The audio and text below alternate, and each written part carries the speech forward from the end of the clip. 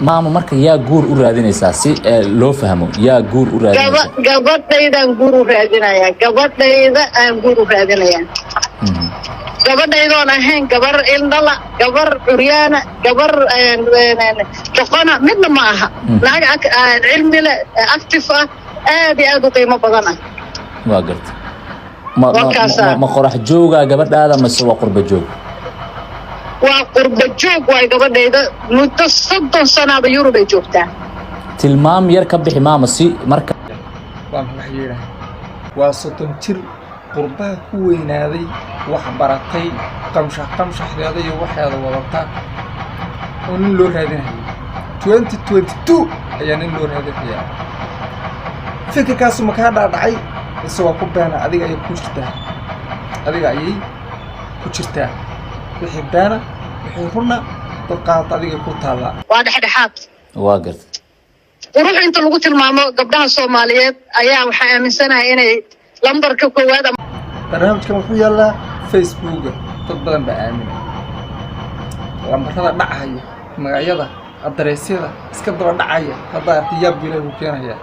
waxaan oga hadlayo waa inta waxaan oga hadlayo maadaama on aaminsiya anigu marka saa u fiiriyo falanqay eegay aan si waxaan waa been sida la ajliga ayaan oga hadlayaa waxaan rabaa macna dadka qaar inaynu ku kalsoonino waxaan beenta aan isaasin horta waxa loo ogolahay barnaamij laga sameeyo ama video laga sameeyo dad macnaha is og weeyaan waxaan gabadha 30 ka jirta single-ka wax baratay qurbaha joogta ee ninka loo raadinayo maanta xagee ku nool waa su'aal xagee ku nool ma xuma in gabdhaha loo raadiyo guur iyo nin wanaagsan iyo meel fiican lagu tuursay ma xuma laakiin gabadh 30 jirta after dib maxaa laga talan hooyada bas leeyihiin hooyada ba ayadaha ka isleeyihiin maxaa hooyada maxay ka raadin naag 30 jirta oo haddana wax baratay laga yaabo hooyada inay wax baran aabaheedu wax baran laakiin ayadu wax baratay okay naag wax baratay marka xagee wax loogu raadin ku la dhijir waxba loo raadin oo nin baa loo raadin dhijir waa ku ariga geela raac jiray oo gabdhii geela raac jiray iyo ariga raac jiray ahaan kuwaas la dhijir nin fiican baa loo raadinay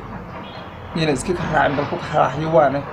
bal fiiro xogaa iska roob bal loo raadin la dhijir